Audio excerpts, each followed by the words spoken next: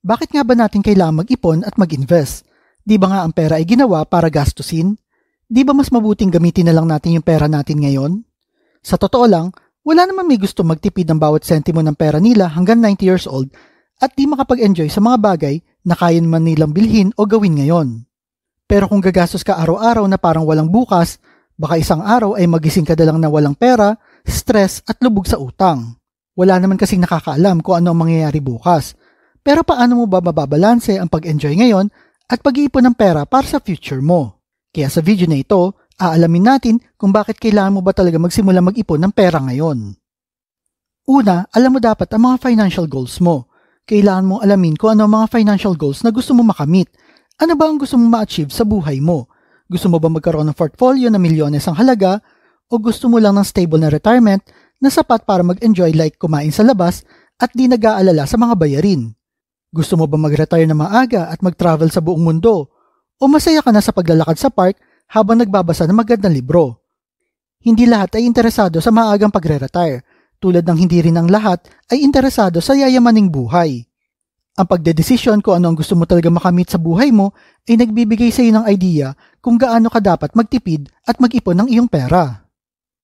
Ang pangalawa, alamin ang lifestyle na gusto mo. Ano ba talaga ang mahalaga sa iyo? Ano ang pinapahalagan mo na willing mong gastusan? Para sa iba, gustong-gusto nila makakita ng bagong bahay at magkaroon ng bagong sasakyan, kaya naman doon sila nagpo-focus ng gastos nila. O may iba naman na walang pakialam sa bagong bahay dahil mas gusto nilang gastusin ang kanilang pera sa pagta-travel. Yung iba naman ay gustong manirahan sa mahal na lugar like sa city kahit na nangangahulugan na kailangan nilang bawasan ng iba nilang gastos at di makapag-travel.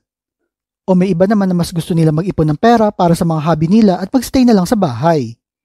May iba naman na mas masaya na nasa boarding house lang nakatira basta makakain sa bawat meal sa labas kasi gustong-gusto nila kumain sa mga restaurant at ayaw magluto. Kailangan mong alamin ang mga bagay na gusto mo na magbibigay sa iyo ng malaking epekto sa iyong pera at sa buhay mo. Ang pangatlo, healthy na relationship sa pera. Ang healthy na relasyon sa pera ay may kasamang pag-iipon at paggastos. At di mo magagawa yan kung di mo kaya maglaan ng pera para sa mga bagay na nagbibigay ng saya sa iyo. Ang taong takot sa paggastos ng pera ay halos katulad lang din na nagtitipid ng pera para sa mga bagay na gusto nila pero nagsa-self-pity naman. Isa sa mga dahilan kung bakit mahalaga ang magwaldas ng pera paminsan-minsan ay dahil pinapanatili nito na motivated ka at di ka makaramdam ng burnout. Kung palagi mo nalang iniisip ang pag-iipon at di mo kayang isipin ang paggastos, di yan sustainable sa long term. Imposible magawa mo ito sa maraming taon at kahit na magawa mo ito, napaka-miserable naman ng buhay mo. Ang punto ng pagkakaroon ng pera ay para ma-enjoy mo, diba? Kaya kailangan hanapin mo ang tamang balanse. Ang pang-apat, maingat na paggastos. Walang katiyakan kung gaano tayo katagal mabubuhay, kaya mahalaga rin na mag-enjoy tayo sa kasalukuyan. Ngunit ang pag-enjoy ng pera ngayon ay hindi naman nangangahulugan na hindi ka magiging maingat sa paggastos. Kadalasan kasi, may mga tao nagsasabi na gusto lang nilang i-enjoy ang pera nila ngayon at bumili ng mga bagay na wala naman tunay na halaga. Tulad na lang ng mga damit na hindi naman talaga masusuot, sigarilyo, pagsusugal at mga gadget na kadalasang ginagamit ang credit card na may mataas na interes. Ang ganitong uri ng paggastos ay kadalasang nagdudulot lamang ng stress at problema sa hinaharap. Mahalaga maglaan ng pera para sa mga bagay na tunay na mahalaga sa atin kaysa sa mga walang kabuluhang bagay na mabilis lang din natin makakalimutan. Ang panglima, alamin kung ano ang mga priority mo. Alamin mo muna kung ano ba ang mga priorities mo sa buhay para maunawaan mo kung bakit mo kailangang mag-ipon ng pera at matuto kang iwasan ang walang kabuluhang paggastos. Kasi kung hindi mo gagawin ito, bibili ka lang ng mga bagay na akala mo ay makakapagpasaya sa iyo, ngunit sa paglipas ng panahon ay malalaman mo na sana ay itinabi mo na lang ang pera mo at pinalago ito. Ang totoo ay pwede ka naman mag-ipon para sa future mo at mag-enjoy ng pera mo ngayon. Ang maganda pa sa pag-iisip ng para sa future mo ay gagawa ka ng maliit na hakbang ngayon na pwede magdala sa iyo ng malaking pagbabago sa paglipas ng panahon. Ang pang-anim, small steps, big impact. Depende sa goals mo, pero sa totoo lang, ang kailangan mo lang ay magtabi ng maliit na porsyento ng kita mo para sa future mo. Ang pagtatabi ng 10% ng kita mo para sa emergency fund at investments ay pwede na maging sapat para sa retirement mo. At yung natitira mong pera ay pwede mo nang gastusin sa kahit anong paraan na gusto mo. Kahit ang isang tao na may karaniwang kita lamang ay pwede maging milyonaryo sa pamamagitan ng pag-i-invest ng 10% ng kanilang kita. Isang maliit na sakripisyo lang yon para magkaroon ng malaking halaga ng pera para sa future mo. At ang karamihan naman ay alam na ang maliit na halaga ng pera kapag ininvest ngayon ay nangangahulugan ng malaking halaga ng pera sa future dahil na rin sa compound interest. Isang simpleng example na lang ay yung maglagay ka ng pera sa time deposit sa Maya account mo. Yung tinutubo ng pera mo kahit 5 pesos lang araw-araw ay malaking tulong yan para lumaki ang ipon mo. Ang pangpito, financial security. Isang kadalasang maling akala ay ang pagtatabi ng pera ay para lamang mapabuti ang buhay mo after 20, 30 o 40 years. Pero para sa akin, hindi ito totoo. Ang pagkakaroon ng pera na naitabi ay pwedeng mapabuti ang buhay mo ngayon. Ganito yan, kasi hindi ka mag-aalala ng pambayad mo ng mga bills mo at may buffer ka na pera sa mga di inaasahang emergency. Malaking bagay ito at mapapagaan din ang isipan mo.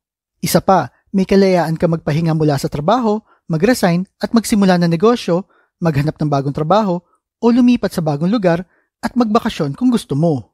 Ang pagkakaroon ng mga options na ito at kakayahan na gawin ng mga desisyon na ito ay malaking bagay, kaya bakit di mo samantalahin ang lahat ng pagkakataon na ito? Importante na ma-enjoy mo rin ang buhay mo habang bata ka pa at kaya mo pa maglakad. Well, di ko naman ibig sabihin na ubusin mo lahat ng pera mo, pero malaking bagay ito para sa iyong experience lalo na kung may pera ka nang nakatabi.